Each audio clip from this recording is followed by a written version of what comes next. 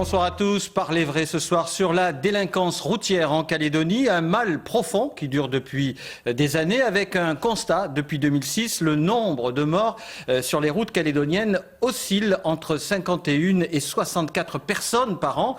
En clair, ici, proportionnellement, on meurt 4 fois plus sur les routes qu'en métropole. Et même si entre 2012 et 2013, à la même époque, on a 4 morts de moins, comment réduire vraiment ces accidents mortels? La faute à qui? La faute à quoi? Et surtout, quelles solutions devons-nous mettre en œuvre collectivement pour y parvenir? C'est notre débat de Parler vrai ce soir avec nos 4 invités. Colonel Jean-Philippe Guérin, bonsoir. Bonsoir, monsieur Vous Rosader. êtes commandant de la gendarmerie pour la Nouvelle-Calédonie et les îles Wallis et Futuna.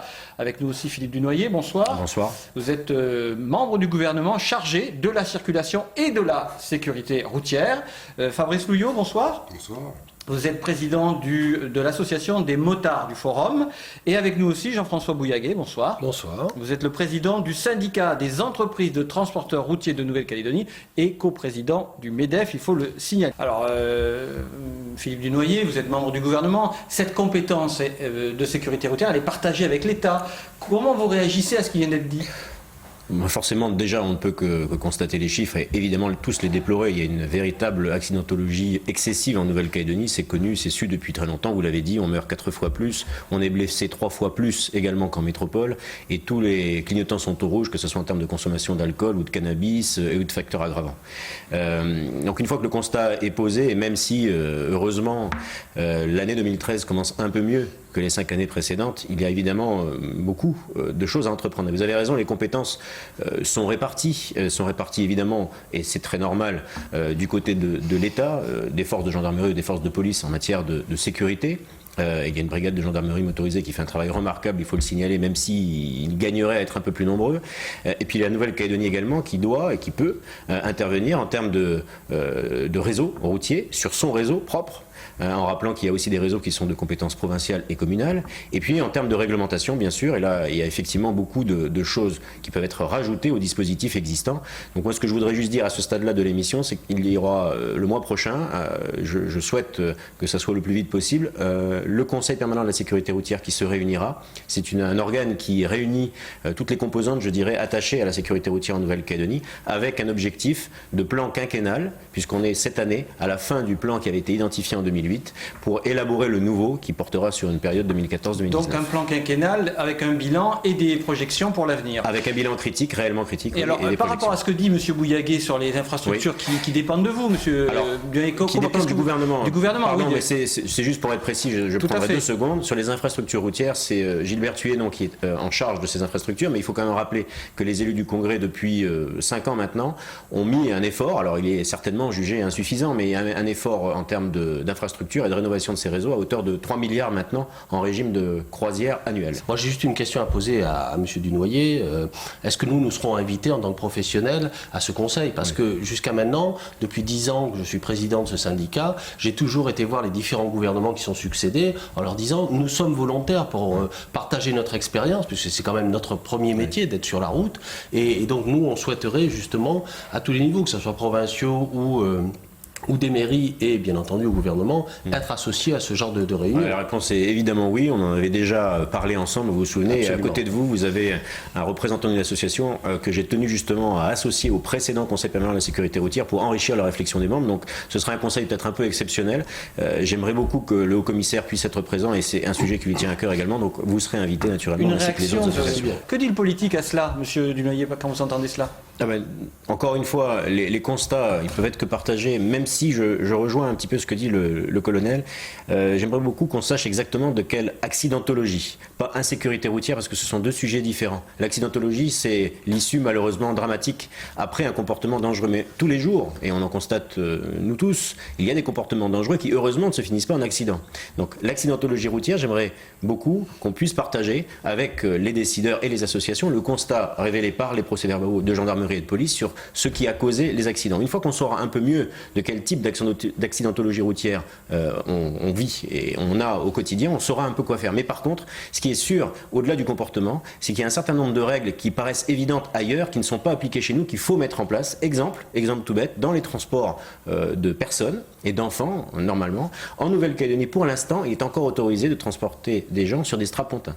Il est encore autorisé de transporter 3 enfants de moins de 12 ans sur une banquette, ce qui normalement devrait être interdit. Alors ce sont des petites choses, et tant qu'on n'a pas d'accident qui touche ce genre de véhicule, on peut se considérer, entre guillemets, impuni. La ceinture de sécurité, je voudrais juste faire un petit focus là-dessus, parce que c'est tout bête. Très important, la ceinture de sécurité. Ça paraît très évident. Il y a 20% des personnes qui, malheureusement, ont perdu la vie sur la route, qui portaient leur ceinture.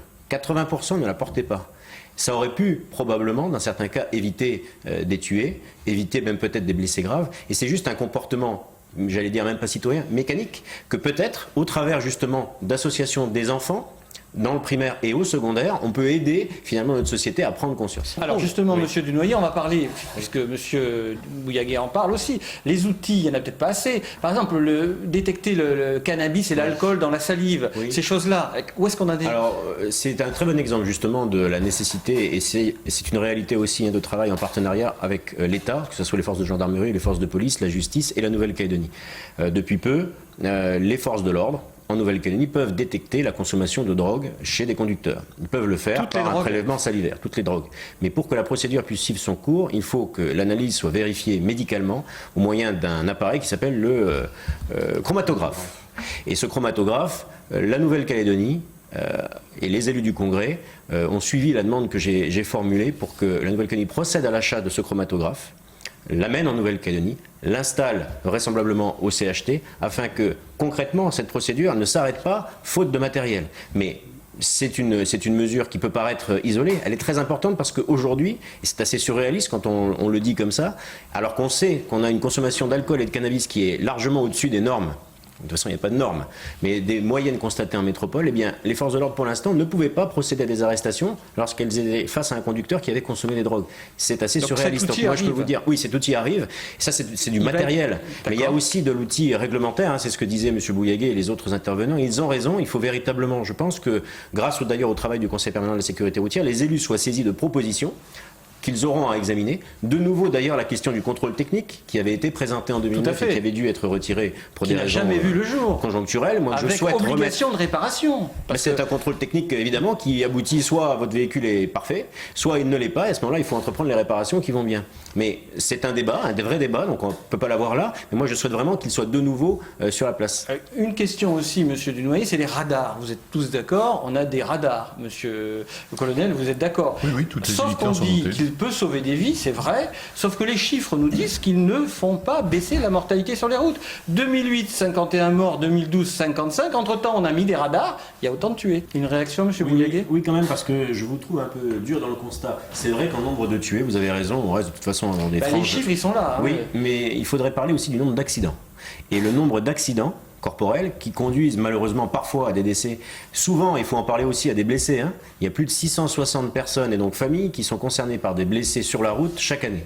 Il y a ce nombre d'accidents corporels a baissé. Je ne peux pas dire, parce que c'est jamais aussi évident que ça, que c'est grâce en tout ou partie au radar, mais la réalité est quand même là. Alors, bien que ce nombre d'accidents ait baissé, et on s'en félicite, il reste de toute façon à des normes qui sont insupportables et inadmissibles, d'où bien le débat qu'on a aujourd'hui et l'intervention et l'association qui me semble absolument nécessaire, non seulement des institutions, mais des acteurs de la vie civile, pour que, peut-être, comme le disait le colonel tout à l'heure, ce sujet devienne une cause territoriale.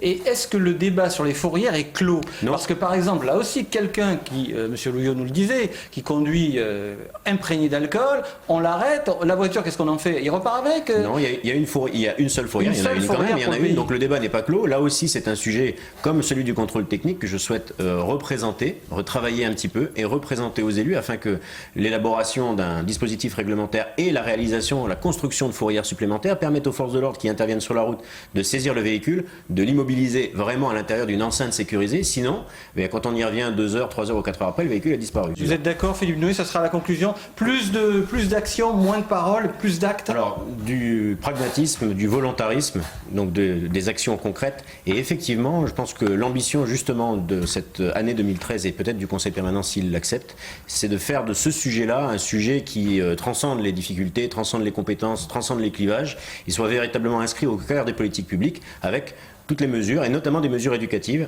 Vous verrez, il y en a déjà qui sont imaginées du côté de la Nouvelle-Calédonie. On se retrouvera donc pour en reparler prochainement, après que ce Conseil se soit réuni. On a compris ce soir qu'il fallait changer les comportements sur les routes, que les accidents, ça n'arrive pas qu'aux autres, ça peut arriver à vous, à nous, à moi, à tout le monde, et que des morts, eh bien, ce sont des familles entières qui sont brisées, et ça, c'est pas très acceptable. Merci à vous quatre pour être venus ce soir nous parler de cette question.